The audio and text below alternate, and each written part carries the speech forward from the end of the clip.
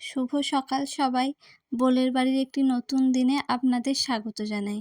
আমি দোলন, চলুন আপনাদের সাথে আরও একটি দিন শুরু করা যাক। আশা করি আপনারা ভালো আছেন, সুস্থ আছেন, আর আমিও অনেক ভালো আছি। এখন বোলের বাবু যেহেতু অনেক সকাল সকাল বেরিয়ে যাচ্ছে, আর এত সকালে তাড়াহুড়ো করে আমি রান্না করে দিতেও পারি না, সেই জন্য ও সকালবেলাটা চিড়ে খেয়ে নেয়। আর চিড়ে খাওয়ার আরও একটি কারণ হলো, আমি এবার ডক্টরের চেকআপের সময় গিয়ে ডক্টরকে বলেছিলাম যে আমার ওয়েট একদমই বাড়েনি, বেবির ওয়েট ঠিকঠাক বেড়েছে, কিন্তু আমার ওয়েট যেহেতু বাড়ছে না, তাই ডক্টর বলেছিল একটু চিড়ে বা সাবু এসব খেতে, যাতে আমার ওয়েটটা বাড়ে। তাই সকালবেলা ও যখন চিড়ে খায় তখন আমিও খেয়ে নিই ওর সাথে। আর চিড়েটা আমি একটু দুধ, কলা, কিছু ড্রাই ফ্রুট, শসা এসব দিয়ে মাখিয়ে খাওয়ার চেষ্টা করি। আর সকালে চিড়েটা খেলে অনেকক্ষণ পেট ভর্তিও থাকে। আমি প্রথমে একটু ভয়ই পাচ্ছিলাম যে চিড়ে খেয়ে যদি সকালবেলা দুধ চিড়ে খেয়ে একটু শরীর খারাপ করে, কিন্তু বোলের বউ বলল কিছুই হবে না, দেখবে পেট ঠান্ডা থাকবে। আর চিড়েটা খেতেও খুব ভালো লাগে। আর এই চিড়ে মাখাটা খেতেও খুব ভালো লাগে, একদম ঠাকুরের প্রসাদের মতোই। যে আর এমনিতেই আমি চিড়ে খেতে একটু ভালোই বাসতাম, কিন্তু যেহেতু সকালবেলা সেই জন্য ভাবতাম যে কেমন লাগবে, কিন্তু না, দেখলাম খেতে খুব ভালোই লাগছে। আর খেয়েও কোনো কিছু অ্যাসিডিটি বা শরীর খারাপ কিছুই হয়নি, আর পেটও অনেকক্ষণ ভরে থাকে। আর বোলের বাবু যেহেতু সকালবেলা এটা খেয়ে যায়, তারপর ওর খিদে পায় প্রায় 2-2:30টার দিকে। ও অনেকটা সময় পেয়ে যায়, তারপর ক্যান্টিনে ভাত খেয়ে নেয়। কোনো দিন যদি ভাত খেতে ইচ্ছা না করে, তাহলে যেটা ইচ্ছা করে সেটাই ও খেয়ে নেয়। আর আমিও এইদিকে অনেকটা সময় পেয়ে যাই কিছু টুকটাক কাজ করে নেওয়ার, আর শরীরে অনেকটা এনার্জিও পাই। আর বেশ কিছুদিন ধরেই আমার একটা হচ্ছিল যে সকালবেলা ভাত খাওয়ার পর আবার দুপুরে ভাত খেতে খুব একটা ইচ্ছা করছিল না। তবে আজকে সকালবেলা খুব বৃষ্টি হওয়াতে বোলের বাবু পুরো রেনকোট পরে একদম রেডি হয়ে গেছিল। ও বেরিয়ে যাওয়ার পর আমি এদিকে বৃষ্টির জন্য শুধু কাপড়গুলো একবার মেলছি আর তুলছি। এটাই যেন আমার আজকে সারাদিনের কাজ হয়ে উঠেছিল। তবে কিছুক্ষণ পর দেখলাম বৃষ্টিটা একদমই কমে গেছে, তাই আমি একটু রেস্ট নিয়ে আবার যখন জামাকাপড়গুলো ব্যালকনিতে তুলতে আসি, তখন দেখি যে এরকম আকাশটা করে আছে। আর এরকম আকাশটা করে আছে দেখে আমি বেশ কিছুটা সময় এখানেই কাটাই, কারণ চোখ সরাতে ইচ্ছাই করছিল না। আর এদিকে আমার এই প্রাণপ্রিয় গাছগুলি গ্রীষ্মের এই প্রকোপ থেকে অনেকটাই মুক্তি পেয়ে যেন আবার প্রাণ ফিরে পেয়েছে।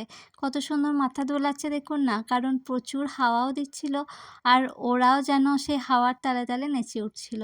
আমারও ভীষণ ভালো লাগছিল, গাছগুলোও খুব ভালোভাবে উপভোগ করছিল, সাথে আমিও। আর আর আজকে অনেকটা সময় আমার এখানে দাঁড়িয়ে দাঁড়িয়েই কেটে গেল।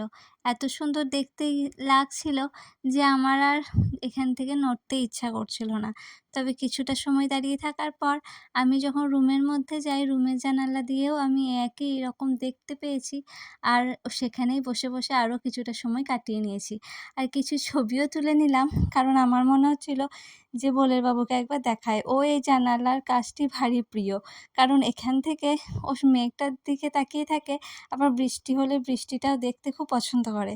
তাই ভাবলাম কিছু ছবি তুলে নিয়ে ওকে পাঠাই যে আজকে কত সুন্দর আকাশটা হয়েছিল দেখো। সেটাই করে নিলাম। তারপর আমার তো কালকেই যাওয়া, সেজন্য ব্যাগ গুছিয়ে রেখেছিলাম, আর ও ব্যাগগুলো সবই ডাইনিংয়ে বের করে দিয়ে গেছে যে কাজ যতটা এগিয়ে রাখা যায় ততই ভালো, কারণ কালকে আবার 6টার সময়তেই গাড়ি চলে আসবে, অনেকটাই সকালে আমাদেরকে উঠতে হবে, সেই জন্য। তারপর আমি স্নান করে নিলাম। কিছুদিন ধরে কোনো স্কিনের যত্ন বা চুলের যত্ন কোনোটাই করা হয়নি। বাড়িতে যেহেতু একা একাই থাকতাম, কেমন যেন একটা আলস্যতা আসতো। মনে হতো যে সময়টুকুই পাই একটু শুয়েই থাকি। আর এদিকে টুকটাক কাজও করতাম, কিন্তু চুলের যত্ন বা স্কিনের যত্ন করতে আর ইচ্ছা করতো না। ওই কোনোরকমভাবেই দিন পেরিয়ে গিয়েছিল। কিন্তু কালকে যেহেতু বাড়ি যাব, তাই মনে হলো চুলটা তো তেল নিয়েই ছিলাম মাথায়, তো ভাবছিলাম যে একটু শ্যাম্পু করে নিই। আর এই প্রেগন্যান্সিতে কেন জানি না শ্যাম্পু করে চুলে একদম থাকতে পারছিলাম না। তেল আমাকে নিতেই হচ্ছিল। ভীষণ অস্বস্তি হচ্ছিল, মাথা যন্ত্রণা হচ্ছিল সেই কারণে। তো আজকে যেহেতু ওয়েদারটা মেঘলা মেঘলা ছিল, বারবার বৃষ্টি হচ্ছিল, সেইজন্য একটু হেয়ার ড্রায়ার দিয়ে চুলটা শুকিয়ে নিচ্ছি। এরপর লাঞ্চেরও সময় হয়ে গেছে, আমি যাব এবার লাঞ্চ করতে।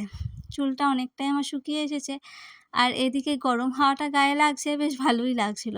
আজ একটু শীত শীতও করছিল। আর আজকে আমি আমার জন্য করে নিয়েছিলাম সয়াবিন আলুর তরকারি, একটু মাছ ছিল, মাছ আর একটু মাছ ভাজা। আর এদিকে আর কিছু সবজি ফ্রিজে রাখিনি। ফ্রিজ একদম পরিষ্কার করে দিয়েছি, কালকে চলে যাব। সেইজন্য আর কিছু সবজি কিনিও নি। কারণ কয়েকটা দিন আমি বাড়ি যাব, তার সাথে বোলের বাবুও আমার সাথে যাবে। ও ৩-৪ দিন আমার সাথে ওখানে থাকবে, তারপর ফিরবে। সেইজন্যই আর কিছুই সবজি কিনে রাখিনি। সবকিছু পরিষ্কার পরিচ্ছন্ন করে দিয়েছি। এদিকে শুভ বিজয়া বলে একটা সিরিজ দিয়েছিল, সেটা এখানে দেখতে, দেখতে খাবারও আমি খেয়ে নিচ্ছিলাম। তারপর কিছুটা সময় আমি রেস্ট নিয়ে নেওয়ার পর আজকে বিকালই বোলের বাবু চলে এসেছিল প্রায় ৫টার দিকে। কারণ ও কালকে যাবে আর আজকে কিছুটা সময় একসাথে কাটিয়ে নিই, কারণ অনেকগুলো দিনই থাকবো না সেইজন্য। তো ওকে অনেকদিন আগেই একদিন বলেছিলাম যে আমিনি আর রোল খাওয়ার আমার খুব ইচ্ছা করছে। তখন ও খেতে দেয়নি, যে শরীর খারাপ করবে সেইজন্য। কিন্তু কালকে যেহেতু বাড়ি চলে যাচ্ছি, সেইজন্য ও মনে করে আজকে নিয়ে এসেছে। তবে একটা পুরো রোল খাওয়ার মতো এখন আর সেরকম খিদে থাকে না, আর খেতেও পারি না। তো ওকে বললাম একটাই নিয়ে আসতে পারতে। তো ও বলল, "কিছু হবে না, আস্তে, আস্তে খেয়ে নাও।